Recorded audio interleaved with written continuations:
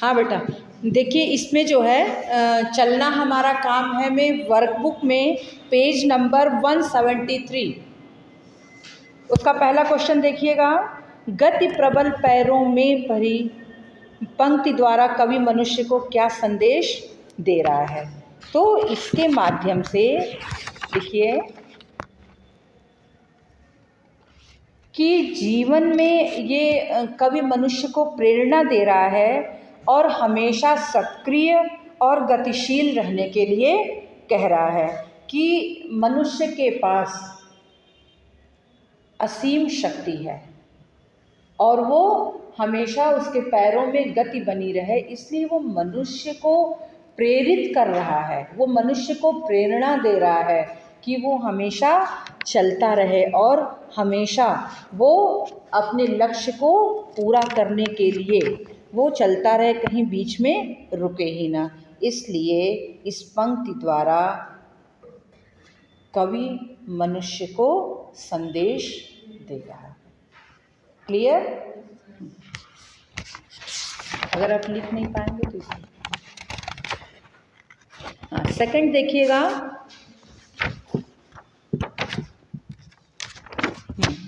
कवि मनुष्य को दर दर पर खड़ा न होने की प्रेरणा क्यों दे रहा है?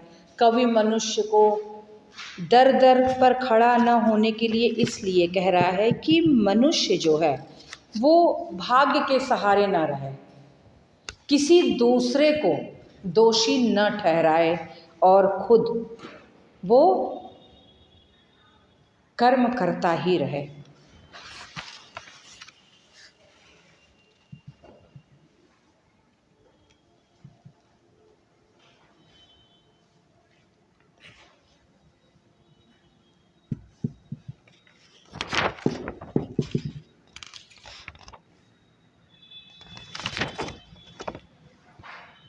ठीक है बच्चों? हाँ, कि मनुष्य भाग्यवादी न होकर कर्मवादी हो और वो ईश्वर को इसका दोषी न ठहराकर खुद वो अपनी मंजिल को प्राप्त करने की कोशिश करे। जब तक न मंजिल पा सकूं तब तक न मुझे विराम है। पंक्ति द्वारा कवि क्या स्पष्ट करना चाहता है कि जब तक अपना लक्ष्य पूरा न हो जाए, देखिए जब तक उसको अपना लक्ष्य पूरा न हो जाए तब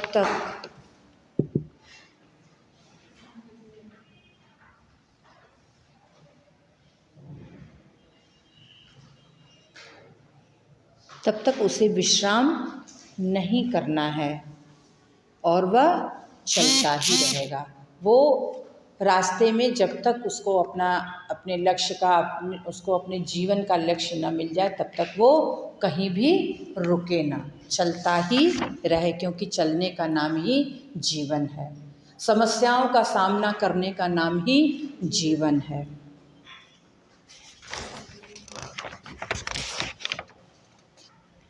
नेक्स्ट है देखिए, उपर्युक्त पंक्तियों का भावार्थ स्पष्ट कीजिए। तो अभी आपको भावार्थ हम समझाए हैं, उसी के आधार पर आप इसको लिख लीजिएगा। नेक्स्ट पेज पर देखना बच्चों।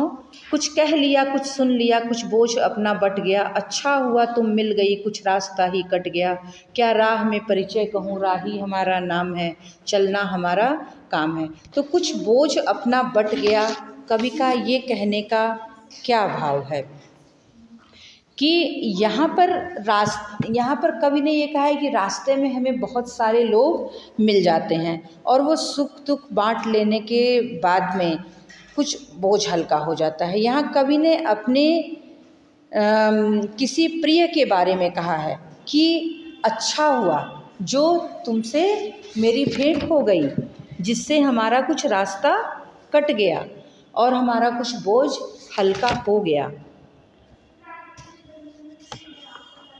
तो इसलिए कवि ने ये कहा है कि प्रत्येक व्यक्ति को रास्ते में कुछ न कुछ ऐसे लोग मिल जाते हैं कि जिससे उसका रास्ता हल्का हो जाता है। यहाँ पर कवि ने अपने किसी प्रिय के बारे में कहा है कि अच्छा हुआ तुम मिल गई, कि रास्ते में तुम मिल गई जिससे मेरा कुछ बोझ हल्का हो गया और रास्ता भी मेरा कट गया।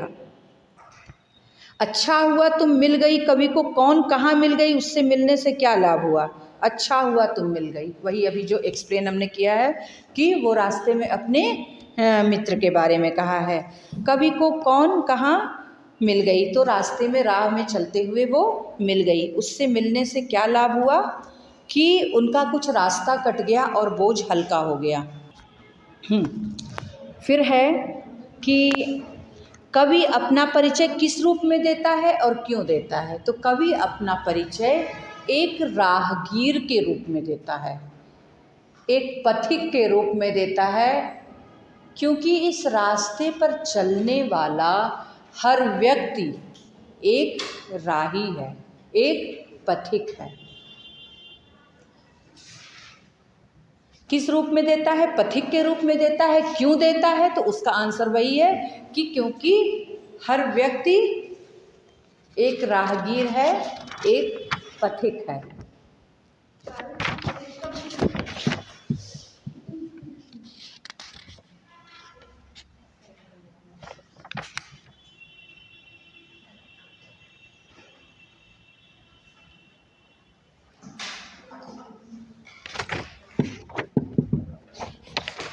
कंप्लीट हुआ बच्चों। नेक्स्ट पेज 176 पर आ जाइए। जीवन अपूर्ण लिए हुए, पाता कभी खोता कभी, आशा निराशा से घिरा, हंसता कभी रोता कभी, गतिमति न हो अवरुद्ध इसका ध्यान, आठों याम है चलना हमारा काम है। कवि ने जीवन को अपूर्ण क्यों कहा है, कवि ने जीवन को अपूर्ण इसलिए कहा है कि हम लोग के जीवन में प्रतिदिन एक नया काम होता है और हमारा जब तक हमारा लक्ष्य हमें मिल नहीं जाता है, हमारा जीवन अपूर्ण नहीं होता है। इसलिए यहाँ पर कवि ने अपने जीवन को अपूर्ण कहा है। क्लियर। नेक्स्ट क्वेश्चन, उपर्युक्त पंक्तियों में जीवन की किन किन विशेषताओं की ओर संकेत किया गया है।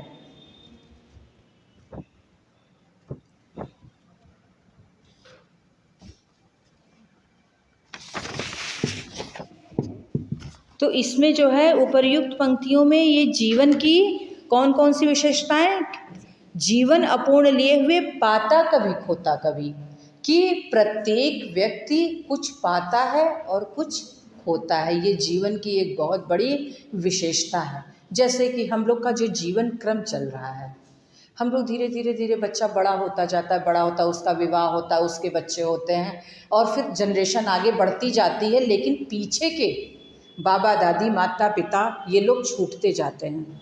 तो हम कुछ न कुछ खो रहे हैं और आगे हमारी जनरेशन बढ़ रही है तो हम उसको पा रहे हैं। बहुत सारी इसी तरह से, ये तो मतलब हमारे संबंधों की बातें हैं और बाकी इसके अलावा बहुत सारी चीज़ें हमारे पास, कभी धन होता है कभी नहीं होता है, हम बहुत सारी चीज़ें हैं, सुख दुख, मिलना खोना पाना, यही जीवन में लगा रहता है।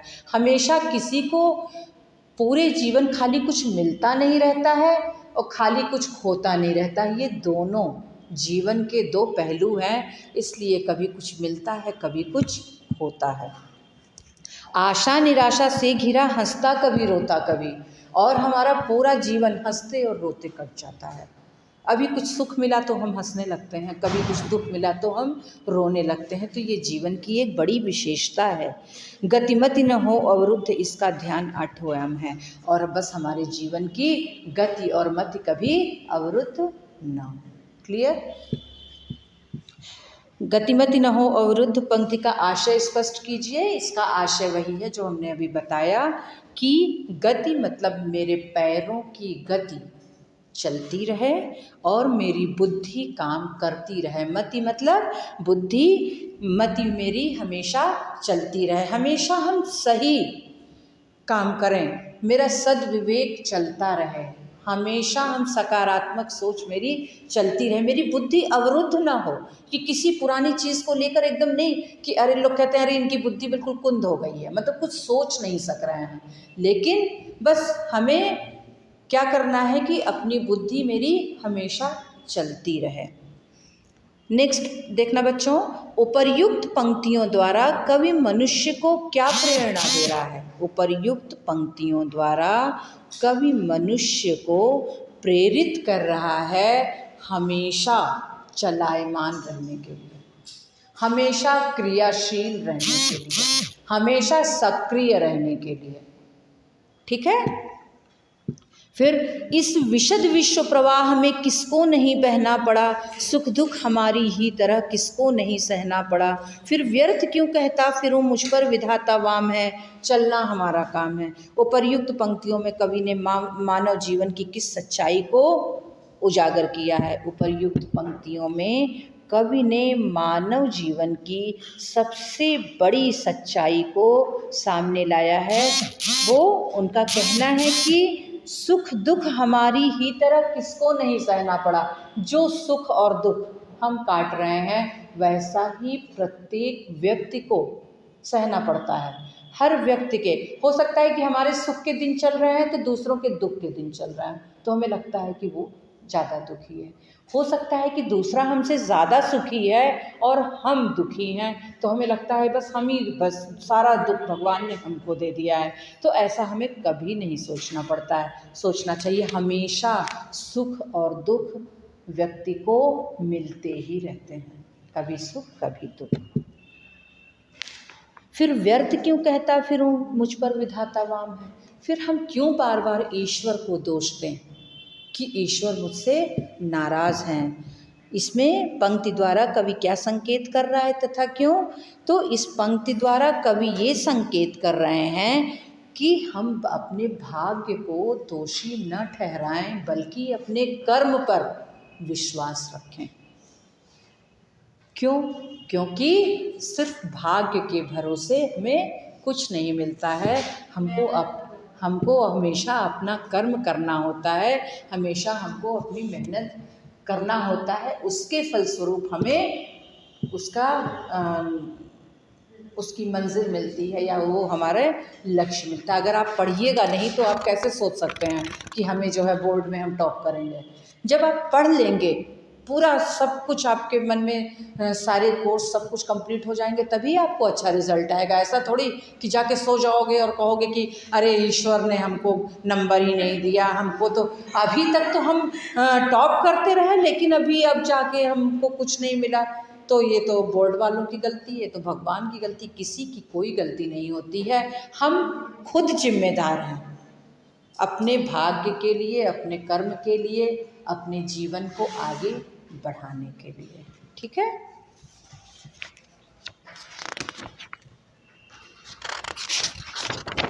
नेक्स्ट में देखना बच्चों 178 पेज।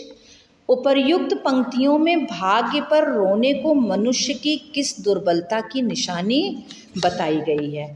इसमें भाग्य पर रोने से मनुष्य की इस दुर्बलता को जो है बताया गया है कि वे हमेशा भाग्य को दोषी ठहरा रहा है और अपने को वो दोषी नहीं ठहरा रहा है। इसीलिए वो जो है वहाँ पर हमारी दुर्बलता का परिचय देता है। जब हम अपने दोषों को ढकने लगते हैं, जब हम अपने को भुलावा में रखने की कोशिश करते हैं कि हमने मेहनत की थी लेकिन हमें उसका फल नहीं मिला, नहीं, हम यहाँ पर अपने को रोक रहे हैं, हम अपने को भुलावे में रख रहे हैं। तो हमारी इस दुर्बलता का ये परिचायक है कि हम अपने कर्म से विरत हो गए थे। ज़रूर मेरी कोई गलती रहती है तभी हमको ये चीज़ें नहीं मिलती हैं। इस चीज़ पर जब आप विश्वास करेंगे तभी अपने जीवन में आगे बढ़ेंगे। उपर्युक्त पंक्तियों द्वारा कवि क्या संदेश दे रहा है। उपर्युक्त पंक्तियों द्वारा कवि कर्म पर विश्वास करने का संदेश दे रहा है और फिर वही लाइन कि हमें सक्रिय और क्रियाशील रहने का संदेश दे रहा है। मैं पूर्णता की खोज में दर दर भटकता ही रहा, प्रत्येक पग पर कुछ न कुछ रोड़ा अटकता ही रहा, पर हो निराशा क्यों मुझे, जीवन इसी का नाम है, चलना हमारा काम है। कि मैं पूर्णता की खोज में दर दर ही भटकता रहूं। पंक्ति द्वारा कवि का क्या आशा है। मैं अपने मंजिल को पाने के लिए रास्ते रास्ते में मैं भटकता ही रह गया।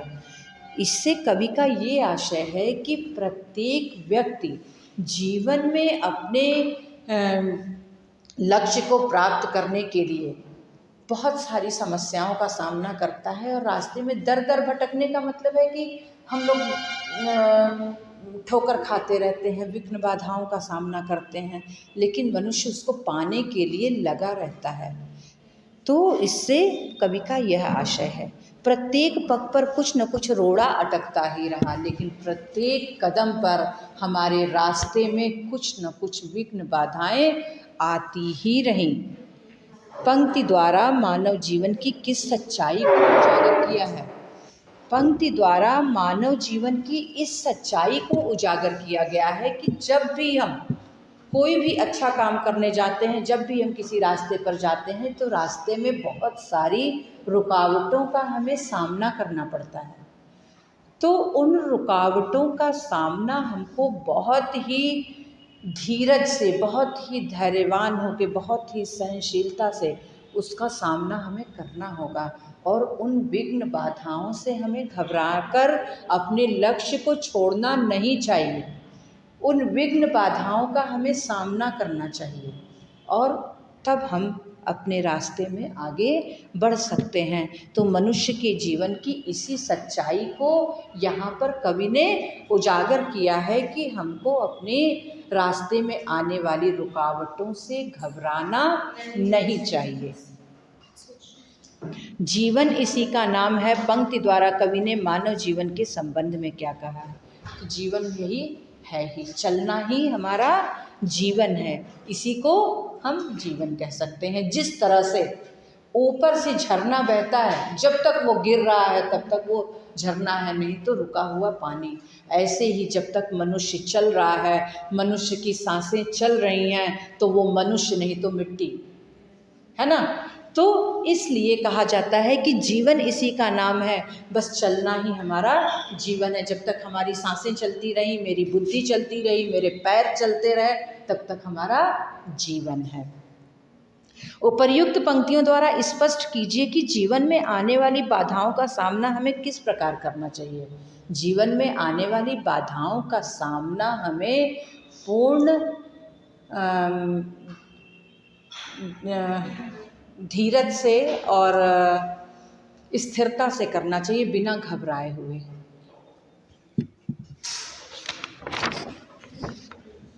नेक्स्ट पेज बच्चों 180, वर्कबुक का पेज नंबर 180।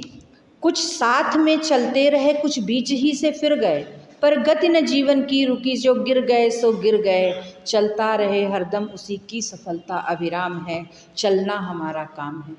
तो कुछ साथ में चलते रहे, कुछ बीच ही से फिर गए। पंक्ति द्वारा कवि क्या कहना चाहता है कि जब हम जीवन पथ पर चलते हैं तो कुछ लोग हमारे साथ चलते हैं, हम कुछ लोगों के साथ चलते हैं। जैसे हम बचपन से अपने माता पिता के साथ चलते हैं, फिर रास्ते में भाई बहन मिले, फिर और भी हमारे संबंधों के दायरे बढ़ते जाते हैं और संबंध बढ़ते ही जाते हैं। फिर कुछ हमारे मित्रगण मिल जाते हैं, कुछ और परिचित लोग मिल जाते हैं, वे लोग हमारे साथ साथ चलते रहते हैं। लेकिन उन्हीं लोगों में से कुछ जीवन के बीच में से ही हमारा साथ छोड़ देते हैं।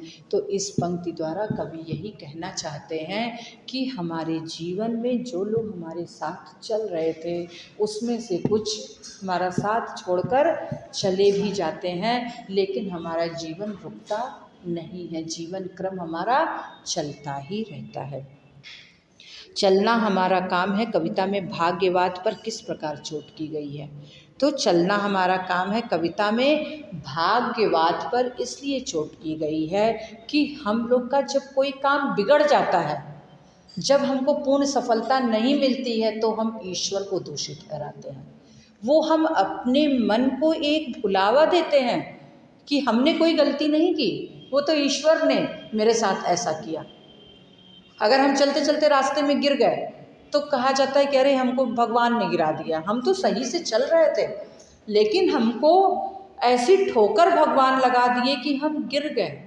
तो यहाँ भगवान को दोष नहीं देना है, अपने भाग्य को दोष नहीं देना है, हम स्वयं उसके जिम्मेदार हैं। हम उस गिरने के, हम उस अपने जो मेरा काम खराब हुआ है उसके हम स्वयं दोषी हैं। क्लियर? नेक्स्ट पेज बेटा 181। कवि के अनुसार जीवन में सफलता किसे मिलती है?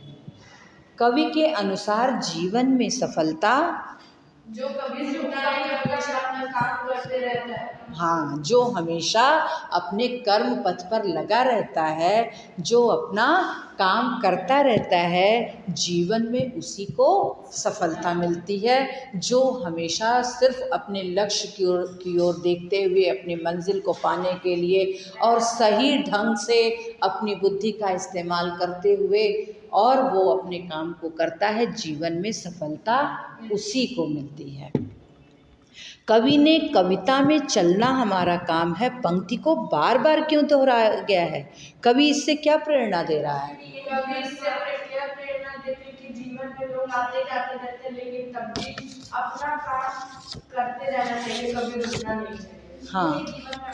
हाँ, इस पंक्ति को इसलिए बार बार दोहराया गया है कि चलना हमारा काम है। वो बार बार हमें याद दिला रहे हैं, मनुष्य को इस बात को कह के प्रेरित कर रहे हैं कि बस चलना ही हमारा काम है। हमारे जीवन का उद्देश्य यही है कि हम हमेशा चलते रहें और अपने काम को करते रहें। कवि इसीलिए हमको हमेशा प्रेरित कर रहा है। तो बच्चों, ये कविता आपकी कंप्लीट हो गई। इसको वर्कबुक में आप जो है कर लीजिएगा उसको, और हाँ, अपने लक्ष्य को पूरा करिए। आपके लिए ये बहुत ही इम्पोर्टेंट कविता है कि आप इससे अपने रास्ते को सीख मिलती है आपको, तो आप इसको कर लीजिएगा।